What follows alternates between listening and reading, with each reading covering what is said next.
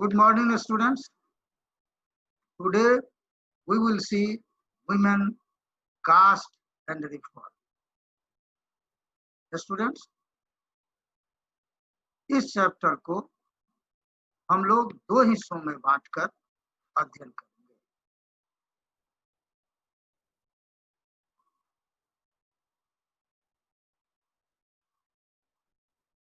Targeted learning outcome of part first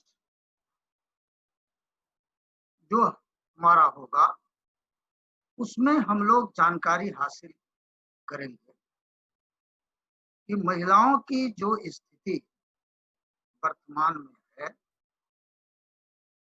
पहले वैसी स्थिति नहीं थी। यहाँ तक पहुंचाने में क्या क्या प्रयास किए गए हैं, किन किन समाज सुधारकों ने अपना योगदान दिया है, साथ ही अभी भी बहुत अच्छी स्थिति महिलाओं की नहीं है, इसमें भी इम्प्रूवमेंट की आवश्यकता है। अब हम किस आधार पर कह सकते हैं कि समाज में महिलाओं की स्थिति अच्छी है और बुरी है? उसके लिए कुछ पैरामीटर्स हैं जिसके आधार पर हम कह सकते हैं कि महिलाओं की स्थिति कैसी है। जैसे एजुकेशन है, हेल्थ है, से इन मैरिज है, जॉब पार्टिसिपेशन है, प्रॉपर्टी राइट्स है, रोल इन पॉलिटिक्स। इस पैरामीटर के आधार पर हम बताते हैं कि क्या महिलाओं की स्थिति या क्या महिलाओं का स्टेटस है। अब इन पैरामीटर्स में से जो प्रेजेंट जो पोजीशन है समाज में महिलाओं का उसकी चर्चा करते हैं। तो पिछले जो पैरामीटर्स है उसी में से कुछ पैरामीटर चर्चा करते हैं, देखते हैं कि जो भारत की महिलाएं हैं वह कहाँ स्टैंड। तो हम देखते हैं एजुकेशन। तो एजुकेशन जो पहले का जो इनरोलमेंट था से ग्रॉस इनरोलमेंट रेशियो जो है कर रहा है, यानी महिलाएं विद्यालय में या विश्वविद्यालय में जाना अधिक शुरू कर दिया, वहां उसका एडमिशन, नामांकन, इनरोलमेंट अधिक। मैरिटल चॉइस, उसमें दो तरह की बात है, तो रीमैरिज की बात होती है या पहली मैरिज की बात होती है। उसमें हम देख रहे हैं वर्तमान समय में लड़कियों से भी पूछा जाता है, लेकिन एक समय था पूछने की तो दूर की बात होती, भनक तक भी लड़कियों को नहीं लगने दिया जाता था कि तुम्हारी शादी की जाए। और इसलिए भी भनक नहीं लग पाती थी उसको कि वह समझिए नहीं, शादी का कुछ मतलब ही नहीं समझता, ऐसी स्थिति थी। तो और दूसरी तरफ हम अब आगे चर्चा करते हैं कि political empower, right to vote. तो जो पॉलिटिकल एम्पावरमेंट है, पॉलिटिकल यानी जो कानून बनाने वाली संस्था होती है, पॉलिटिकल वोट डालने का अधिकार, और रिप्रेजेंटेटिव जो चुन के जाते हैं उसमें, तो चूंकि अब भारत डेमोक्रेटिक कंट्री है तो यहाँ महिलाओं का रिप्रेजेंटेशन है, लेकिन हम पीछे से कंपेयर करते हैं आजादी के तुरंत बाद से, तो अभी भी बहुत अधिक अच्छी नहीं है और अधिक अच्छी करने की आवश्यकता है। अब हम जो जहां तक महिलाएं पढ़ पाएंगी, अगर हम पीछे से कंपेयर करते हैं और अभी का करते हैं तो सुधार तो बहुत अधिक हुआ है। आज जो तुम्हारे स्क्रीन पर कुछ महिलाओं का चित्र दिखाई दे रहा है, जैसे मैरी कॉम है, स्पोर्ट्स के क्षेत्र से आती है, ये तीन महिलाएं जो दिखाई दे रही हैं वो पहले यह हवाई जहाज उड़ाती हैं, या फाइटर जेट प्लेन चलाती हैं, उड़ाती हैं। क्या महिलाएं पहले हम से यदि हम कंपेयर करें, या एक्सटर्नल अफेयर मिनिस्टर थे अपने यहाँ सुषमा मैडम, उनका चित्र है। तो यह जो यहाँ तक जो पहुंची, एक दिन में नहीं पहुंच गई, एक लंबा इसका संघर्ष है। और यहाँ तक लाने में समाज सुधारक से लेकर खुद महिलाएं संघर्ष करके आई, जिसकी विस्तृत चर्चा हम आगे करेंगे। अब एक चीज और है, now a few quick questions. हम कुछ क्वेश्चन अपने आप से करते हैं, तुमसे पूछते हैं, और तब हमको पता लगेगा क्या वास्तविक सुधार हुआ है, नहीं हुआ है। Has the status of women always been like as we have today? जिस तरह की महिलाएं की स्टेटस आज हम देखते हैं, स्थिति देखते हैं, क्या पहले से ही ऐसे? तो हमें करना पड़ेगा। पहले विडो रीमैरिज या voting rights, window remarriage, women scientist, जिसकी जो हम बात करते हैं विडो रीमैरिज की, वो एक लंबे संघर्ष के बाद यहाँ तक पहुंचा है। ऐसा नहीं था कि पहले विडो की शादी होती थी, शादी नहीं होती थी, मैरिज नहीं होता। जो साइंटिस्ट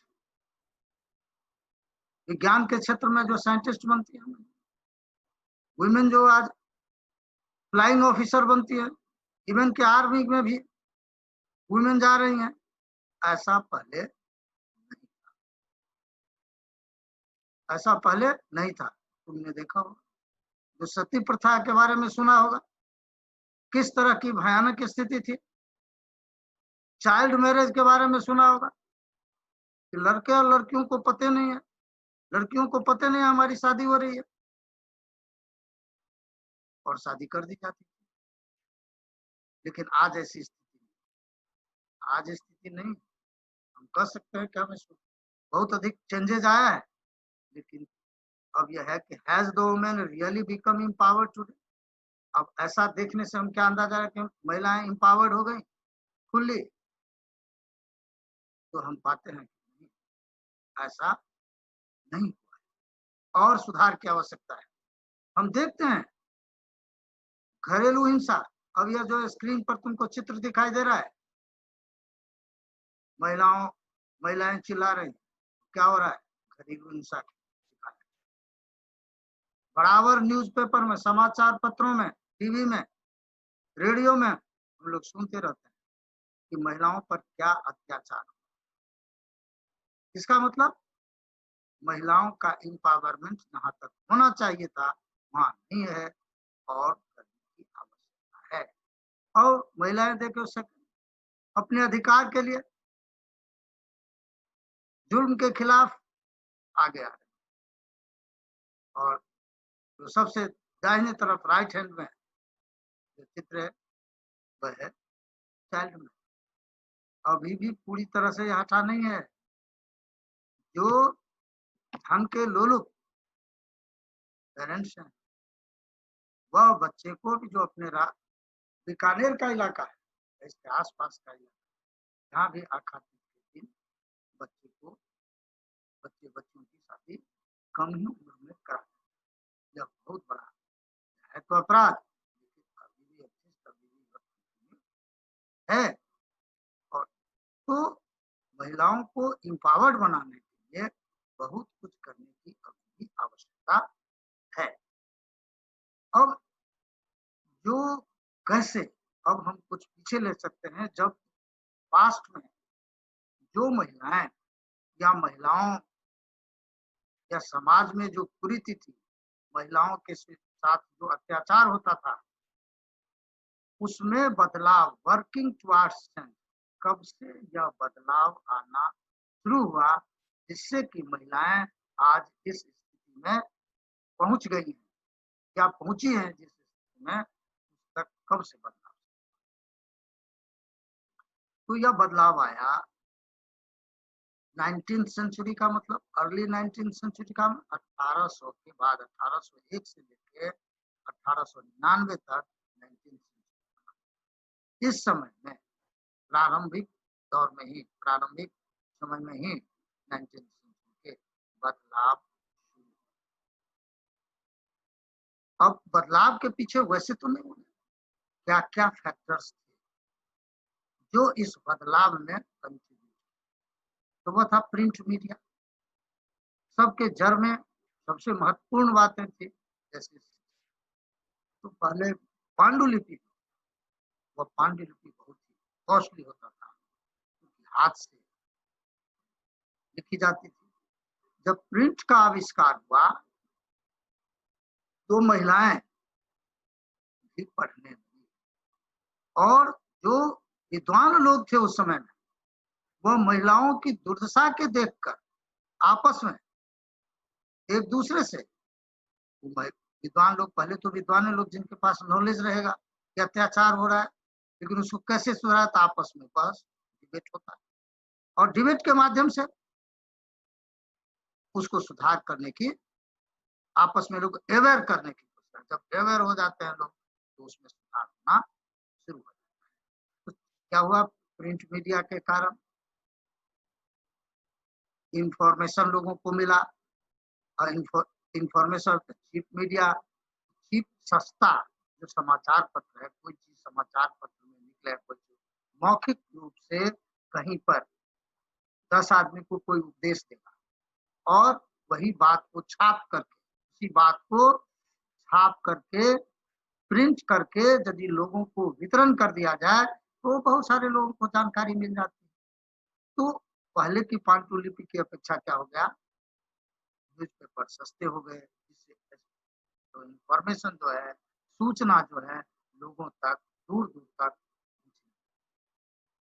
और बातचीत, डिस्कशन, डिबेट बड़े पैमाने पर। तो प्रारंभ में डिबेट तो बड़े बड़े विद्वान थे उन्हीं के बीच होता था, डायलॉग भी उन्हीं लोगों के बीच था, लेकिन जब बढ़ा में बदलाव आया, और जब लोग सोशल जो अवेकिंगनेस है वह प्रारंभ, तो क्या हम शॉर्ट में इसको कैसे हम दिमाग में रखेंगे, इसको इस प्रकार रखेंगे कि 19 सेंचुरी के प्रारंभ में ही प्रिंट मीडिया आने से, समाचार पत्रों के माध्यम से और जर्नल के माध्यम से, पुस्तकों के माध्यम से लोगों के बीच संवाद बढ़ा, लोगों में जागरूकता आई, और लोग डिमांड, चेंज की डिमांड करने। अब छात्रों, यह डिबेट कराने में, डिबेट करने में, डिबेट में हिस्सा लेने में, और लोगों को जागरूक करने, कौन लोग हैं, who were initial social reformer? Students, screen पर कुछ सोशल रिफॉर्मर के फोटोज दिए गए हैं, इसमें से तुमको पहचानना है और उनका नाम चैट बॉक्स में लिखना है, क्योंकि इन लोगों का बहुत बड़ा कंट्रीब्यूशन महिलाओं को आगे लाने में, महिलाओं की दशा को सुधारने में रहा है। अब कौन कौन से association, different association form in India, Bharat में विभिन्न तरह के एसोसिएशन बनाकर, उस एसोसिएशन के माध्यम से महिलाओं में और समाज में अवेयरनेस आया, और जिसके माध्यम से महिला आज यहाँ तक पहुंची है। उसमें ब्रह्मो समाज, प्रार्थना समाज, आर्य समाज, सत्य शोधक समाज आदि का नाम अग्रगण्य है। इन समाजों के द्वारा महिलाएं आगे आई। अब देखो, why and how reformers initiated change, क्यों और कैसे। अब जैसे कोई, अब यह समझ लो क्यों आवश्यकता पड़ती है और कैसे लोगों ने, क्यों तो लोगों ने ऐसा अनुभव किया कि जो कुरीतियां समाज में चल रही है वह मानवता के खिलाफ है, ह्यूमैनिटी के खिलाफ है, ऐसा लोगों ने फील किया। और उसको और जो जो कुरीतियां हैं वह मानवता के ह्यूमैनिटी के खिलाफ है। इनजस्टिस प्रैक्टिस चल रहा है, इनजस्ट प्रैक्टिस चल रहा है, उसको समाप्त करने की आवश्यकता है। लोगों ने ऐसा किया और इस आधार पर उसमें एक बात थी कि जो समाज के लोग थे उनको समझा बुझा कर ही उन लोगों ने आगे का रास्ता प्रशस्त किया। चेंज का जो रास्ता है वह समाज, क्योंकि समाज बहुत ही उस समय में क्रूरता से पेश आ रही थी महिलाओं के साथ, और एकाएक उसको कुछ कहा जाए तो मानने के लिए तैयार नहीं होता। धीरे धीरे उनको उन्हीं लोगों को समझाया गया कि इससे करने से समाज आगे बढ़ेगा, और फिर आगे लोग बढ़ते गए। अब हम बात करते हैं changing the lifes of widows, महिलाएं की लाइफ कैसे किस तरह के लाभ थे और कैसे बदलाव आया है। अब एक बात है, मैं अब देखो कि जो जिसको निर्दयता का कुछ ऐसी प्रथाएं थी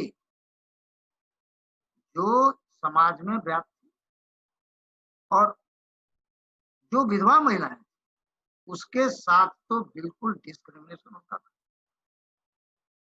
निर्दयता के साथ आते थे समाज के लोग, उसको समाज में क्या करता था, आइसोलेट करता था समाज से। तो ये सब क्या थी, यह कुरीतियां थी, उसको अलग रखा जाता था। तो महिलाएं की अब उसमें कैसे बदलाव आया, इसके बारे में कौन लोग आए आगे, इसके बदलाव करने में आगे चर्चा इसकी हम करते हैं। वह रोल ऑफ राजा राम मोहन राय। अब जो समाज में कुरीतियां, अब कुछ कुरीतियों की चर्चा हम करना चाहेंगे। जब कुरीति थी तब न बदलाव की आवश्यकता है, कोई सोया हुआ है तब उसको जगाने की आवश्यकता होती। तो कुरीतियां थी, जो इनजस्ट प्रैक्टिस था वो क्या कहता था, सती प्रथा था, रीमैरेज नहीं होता, विडो। अब ये देखो, जो सती प्रथा थी उस प्रथा के बारे में तुम लोग भी जानते होगा, अपनी दादी से, पिताजी से या दूसरे स्रोतों से जो तुम्हारे सती प्रथा के बारे में। सती प्रथा एक ऐसी प्रथा थी जो किसी की पति यानी हस्बैंड जब डेथ कर जाते थे तो उस महिला को पति के साथ जल जाना पड़ता, चिता में बैठ जाना पड़ता। और यदि जो महिलाएं नहीं बैठती थी उनको जबरदस्ती उनके साथ बैठा कर जला दिया जाता था। ये कितनी अमानवीय बात थी। लेकिन समाज के लोग इतना उस प्रथा के प्रति दृढ़ थे, जो उस समय के कुछ लोग जो उसको चेंज भी चाहते होंगे या चाह रहे थे, वह समाज के सामने टिक नहीं पाते।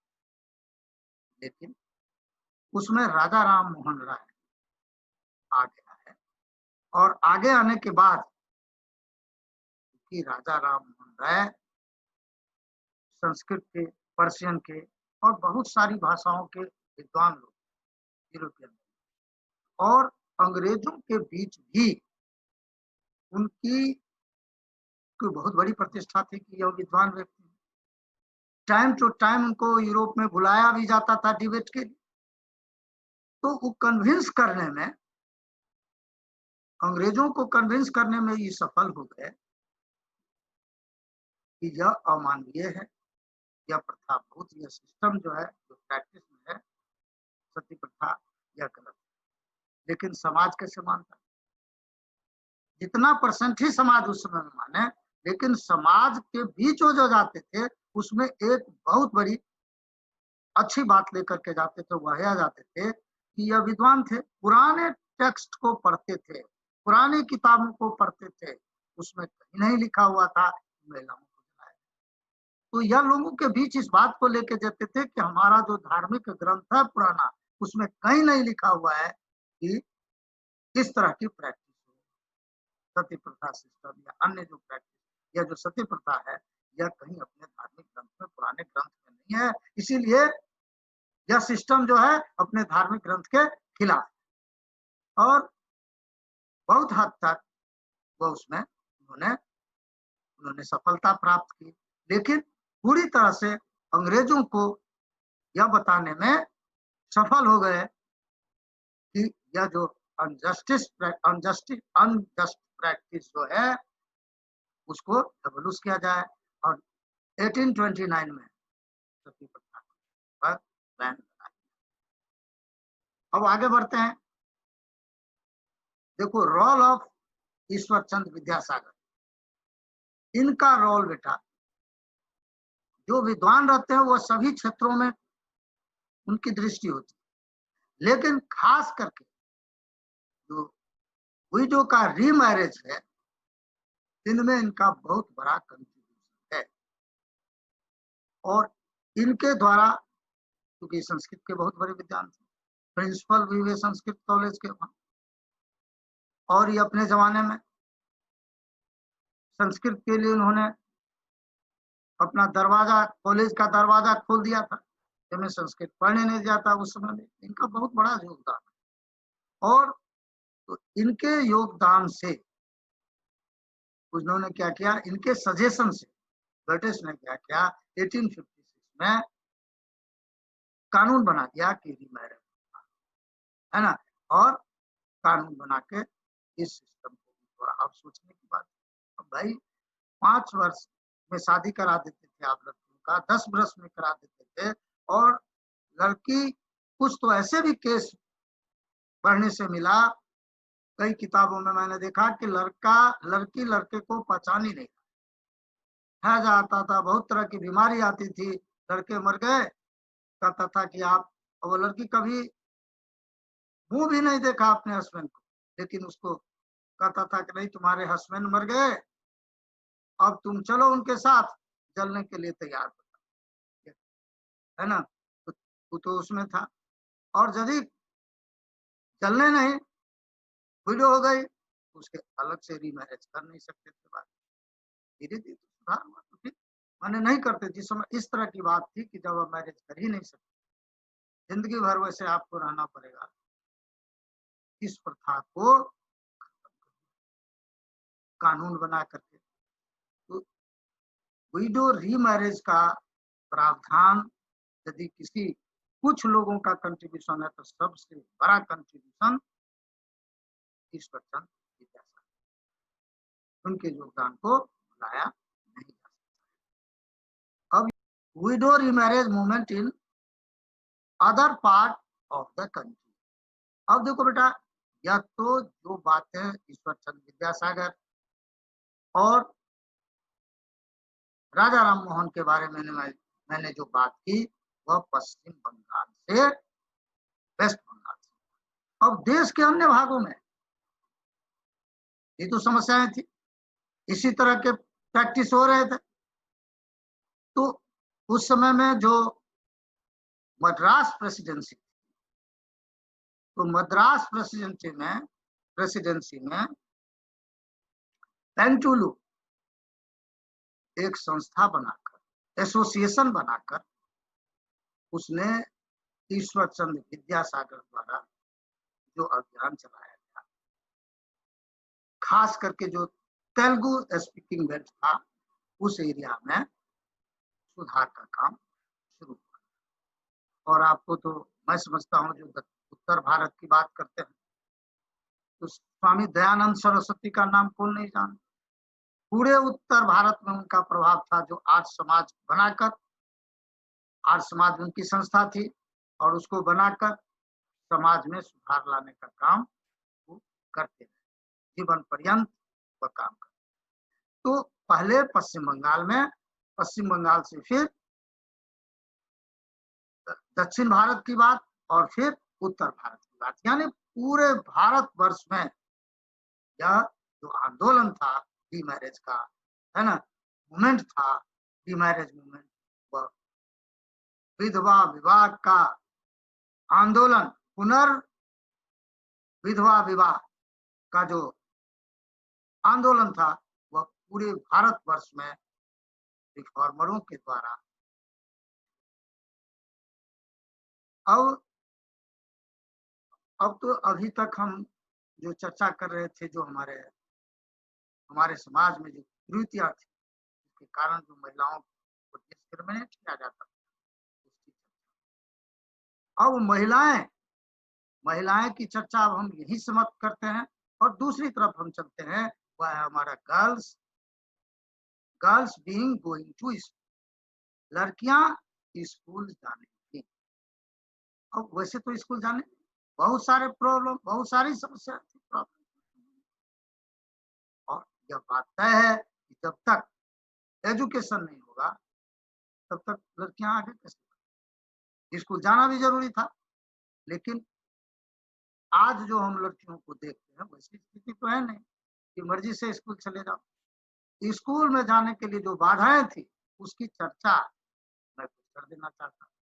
लोगों में, जो समाज के लोग थे, इतने कुंठित थे, इतना वह लड़कियों को इस तरह से नेग्लेक्ट करते थे कि यदि लड़कियां स्कूल जाएंगी तो लड़कियां घर जाएंगी, लड़कियां विडो हो जाती हैं।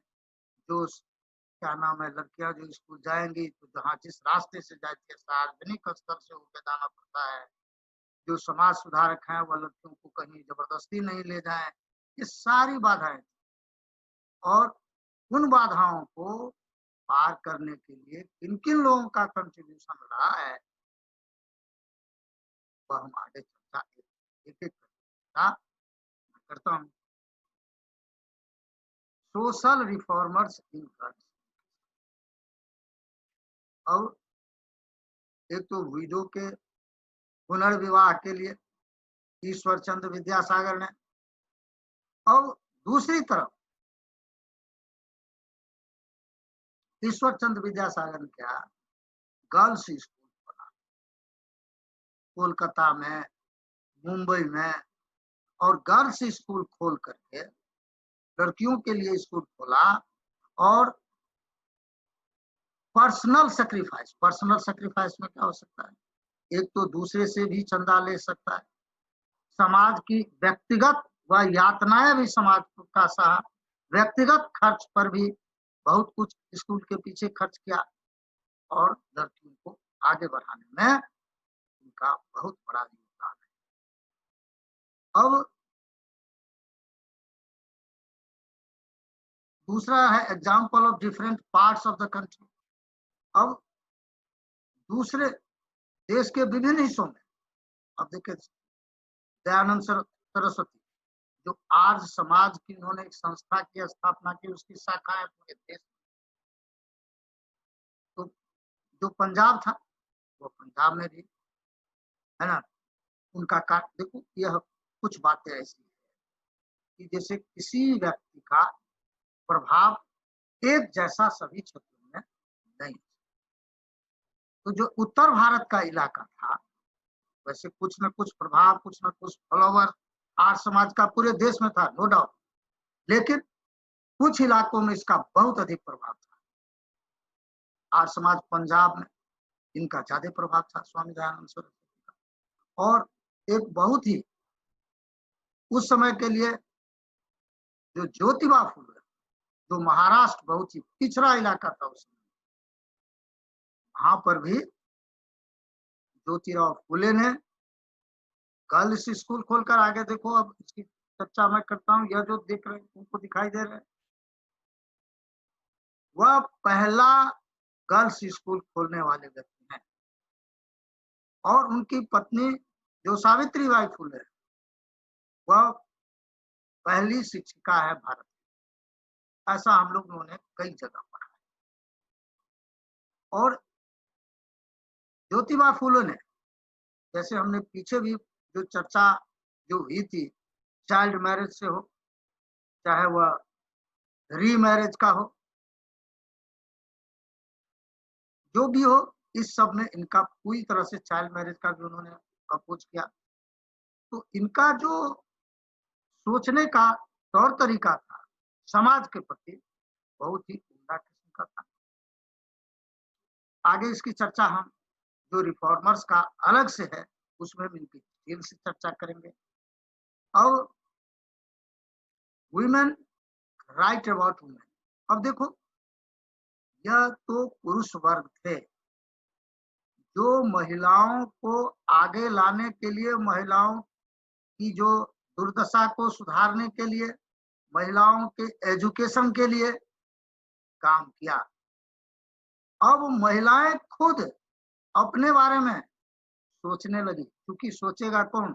जिसको नॉलेज रहेगा, जिसको पढ़ाई से ताल्लुकात रहेगा। तो महिलाएं भी जब पढ़ने लगी तो अपने बारे में सोचने लगी, लिखने लगी। लेकिन शुरुआती दौर में तो सबको इतनी क्षमता होती नहीं है।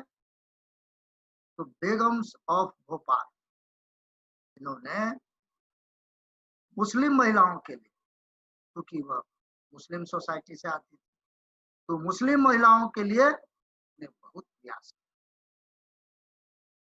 और अलीगढ़ में लड़कियों के लिए प्राइमरी एजुकेशन से ही उसने स्कूल खोलना शुरू किया, और महिलाओं के उत्थान के लिए, मुस्लिम महिलाओं को खास के आगे बढ़ाने के लिए, एजुकेशन के लिए उसने बहुत बड़ा प्रयास किया। तो अब बेगम रुकैया सखावत, जो यह इसने कोलकाता में, और कोलकाता, चूंकि कोलकाता गंगा घाटी, उधर डेल्टाई क्षेत्र, इधर उसका जो ऊपरी हिस्सा है पूरा मैदानी इलाका, जहाँ पॉपुलेशन बहुत अधिक थी, पटना से लेकर कोलकाता तक का यह सब जो इलाका है, इस इलाका में स्कूल खोलकर और मुस्लिम गर्ल्स के को आगे बढ़ाने के लिए आगे आए। इनके योगदान को भी भुलाया नहीं जा सकता है। अब दौर आता है उससे आगे। अब जो है कादम्बनी गांगुली, कितना टाइटल देखकर तुमको एकदम लग रहा होगा, गांगुली क्रिकेट के बहुत बड़े कैप्टन रहे हैं, बहुत बड़े फैन है बहुत सारे लोग। तो ये कादम्बनी गांगुली, यह केवल, अब इनका दौर कब आता है? इनका दौर आता है जब महिलाएं विश्वविद्यालय में, हायर एजुकेशन में आने लगी। और इनका नाम इसीलिए नहीं भुलाया जा सकता है, भारत की यह पहली महिला है जो मेडिकल के क्षेत्र में दाखिला करवाई। तो और कुछ 10 या कुछ ऐसे, कांग्रेस का जब सेशन 89 में हुआ, कुछ महिलाओं को इनवाइट किया, तो कांग्रेस सेशन को भी एड्रेस की थी। लेकिन इनका दौर ऐसा दौर था जब महिलाएं हायर एजुकेशन में, कॉलेज की और विश्वविद्यालय की उच्च शिक्षा में आ गई। तो अब देखो, जब पहले क्या था, पहले स्कूल नहीं जाने देते थे समाज के लोग। अब महिलाएं स्कूल जाने लगी थी, स्कूल जाने से अब विश्वविद्यालय में आ गई, है ना। और विश्वविद्यालय से स्वाभाविक बात है, उनके सोचने का तौर तरीका और महिलाओं के उत्थान के लिए अपने आप ये लोग अपने आए। तो अपनी लड़ाई अपने भी लड़ी हुई। अब देखो ये क्या है, एफर्ट्स इन 1880। अब वो महिलाएं जब क्या करेंगे, जो कुछ अपने बारे में लिखना शुरू करें। बहुत सारी ऐसी महिलाएं आई जो विदुषी थी, पढ़े लिखे, हायर एजुकेशन प्राप्त करके किताब पब्लिश कराने लगी, जर्नल पब्लिश कराने लगी, और महिलाओं के संबंध में लिखने लगी, उनके इम्प्रूवमेंट। साथ ही साथ कुछ महिलाएं तो उससे भी आगे ऊपर आ गए, जैसे ताराबाई शिंदे को हम बुला नहीं, जिसने पुरुष और महिलाओं की तुलना के संबंध में उसने पुस्तक लिखी। जो आगे इसका हम चित्र तुमको दिखाते हैं वो देखो, यह ताराबाई शिंदे जी हैं। तो जो ताराबाई शिंदे है, स्त्री पुरुष तुलना करके इसने पुस्तक लिखी, और इस पुस्तक में उसने महिलाओं की जो समस्याएं हैं वो क्यों पिछड़ी हैं अभी तक, उनके बारे में उन्होंने डिटेल में लिखा। तो इस तरह हम क्या देखते हैं, महिलाएं अपने बारे में लिखना प्रारंभ कर, और दिन प्रतिदिन आगे। अब जैसे पंडिता रामाबाई के बारे में मैं चर्चा करना चाहूंगा। पंडिता, इनको टाइटल संस्कृत की भी तो सीखी, और इन्होंने भी दूसरी महिलाओं के साथ जैसे कादम्बिनी, गांगुली, इनके साथ भी इन्होंने काम किया। विडो के लिए इन्होंने भी बहुत बड़ा काम किया। और फिर कई जैसे रामाबाई, पंडिता की उपाधि इनको मिली, और दूसरी उपाधि भी जो उस समय की उत्कृष्ट उपाधि सब थी, तो बहुत सारी उपाधि। तो महिलाएं भी अपने बारे में लिखना प्रारंभ करती, महिलाओं को आगे लाने में। अब देखो सबसे बड़ी बात है कि जैसे विडो के, तो विडो के लिए संस्था बनाकर उसको रखने की बात कितनी समस्या वाली बात थी। उसको शेल्टर देना, उसको आश्रय देना, उनके बारे में सोचना, उनके विकास की बात करना, सारे के लिए पंडित रामाबाई के योगदान को लाया नहीं जा सकता। अब यह है कि एफर्ट्स इन 20th सेंचुरी। अब देखो जो 20वीं शताब्दी का दौर आता है, यहाँ कुछ बातें लगती है जैसे हमारे जो फ्रीडम फाइटर्स थे, जो हमारे स्वतंत्रता आंदोलन के नेतृत्व करता थे, गांधी, जवाहरलाल नेहरू, सुभाष चंद्र बोस, पटेल साहब, जो भी हमारे बड़े लीडर्स, उनका नजरिया यह था कि पहले महिलाएं क्या करें, हमारे स्वतंत्रता की आंदोलन में भाग लिया, और जब अपना देश स्वतंत्र होगा, ब्रिटिश यहाँ से चले जाएंगे, तब उनके लिए यानी कि वो पढ़ाई छोड़ दें या पढ़े नहीं, जो स्थिति थी, तो उन लोगों को केवल स्वतंत्रता के क्षेत्र में वो लोग माने लाइव जो फ्रीडम मूवमेंट था उसमें वो हिस्सा ले, और फिर जिससे कि महिला उन लोगों को अभी तक जब ये लोग तो कॉमन महिलाएं जो थी उनको भी क्या होगा, अवेयरनेस आएगा, वो लोग भी आएंगे, वो भी लोग शिक्षा ग्रहण करेंगे। लेकिन जब अपना देश जब स्वतंत्र होगा तो हम महिलाओं के लिए काम करेंगे और महत्वपूर्ण काम करेंगे, उनके डेवलपमेंट के लिए जो भी होगा, उनको आगे लाने के लिए जो भी होगा। और आगे चल करके उन्होंने भी काम किया, यूनिवर्सल एडल्ट फ्रेंचाइज, वुमेन को और सारी जो राइट, वुमेन को जो और सारी राइट्स है वह देने की बात हुई।